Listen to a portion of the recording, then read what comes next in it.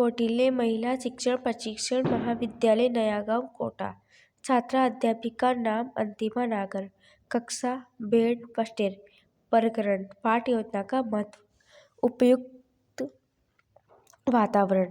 पाठ योजना में पाठ पढ़ने के उद्देश्यों को निश्चित करते हुए शिक्षण की विधियाँ, परिविधि, सहायक सामग्री आदि बातें पहले से निश्चित हो जाती हैं, जिसमें विद्यार्थी की पाठ में रुचि हो जाती है। जब उपयुक्त वातावरण होता है तो शिक्षण बड़े नियोजित ढंग से चलता है। मनोवैज्ञानिक शिक्षण। पाठ योजना बनाकर शिक्षक विद्यार्थियों को पढ़ाने के लिए उनकी रुचियाँ, अभिरुचियाँ, आवश्यकताओं और क्षमता को दृष्टि में रखते हुए उपयुक्त शिक्षा व सामग्री का उपयोग करता है। इससे शिक्षण मनोवैज्ञानिक हो जाता है। विशेष सामग्री का सीमित होना। पाठ योजना में विशेष सामग्री सीमित हो जाती है। शिक्षक को अनावश्यक बातें छोड़ते हुए मुख्य बातों को याद करने तथा उन्हें विद्यार्थियों के सामने प्रस्तुत करने में आसानी होती है। वहीं दूसरी ओर क्रमबद्ध तथा व्यवस्थित रूप से ज्ञान प्राप्त हो जाता है। सहायक सामग्री की तैयारी।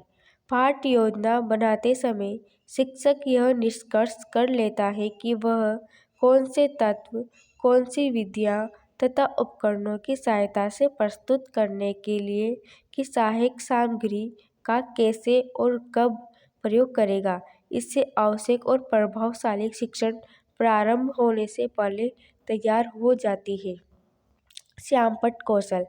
कक्षा शिक्षण में दृश्य साधन के रूप में श्यामपट्ट का प्रयोग सर्वाधिक किया जाता है। श्यामपट्ट का प्रयोग सर्वाधिक किया जाता है। श्यामपट्ट का उपयोग प्रभावशाली बनाने के लिए किया जाता है। यदि शिक्षक कक्षा में पढ़ाते समय कथन के साथ साथ श्यामपट्ट पर विषय वस्तु से संबंधित आवश्यक बातें लिखता है या चित्र बनाता है तो छात्र सुनने के साथ साथ श्यामपट्ट पर देखा भी है और अपने उत्तर पुस्तिका में उतार भी लेता है। सभी विषयों के विषय में श्यामपट्ट का प्रयोग किया जाता है। श्यामपट्ट का प्रयोग करने से शिक्षक पूरी कक्षा को शिक्षण बिंदुओं को समझाने तथा गृह कार्य देने से सहायता मिलती है। छात्रों को अपनी अभ्यास पुस्तिका पर अंकित करने तथा सीखने में बहुत आसानी होती है। सूक्ष्म शिक्षण का सिद्धांत। यह वास्तविक कौशल है। इसमें एक कौशल में एक ही कौशल के प्रशिक्षण पर बल दिया जाता है। अभ्यास की प्रक्रिया पर नियंत्रण रखा जा सकता है तथा पृष्ठपोषण के अभाव से आत्मविश्वास विकसित होता है। छात्रा अध्यापिका को एक एक करके विभिन्न कौशल शिक्षण में कुशलता प्राप्त होती है।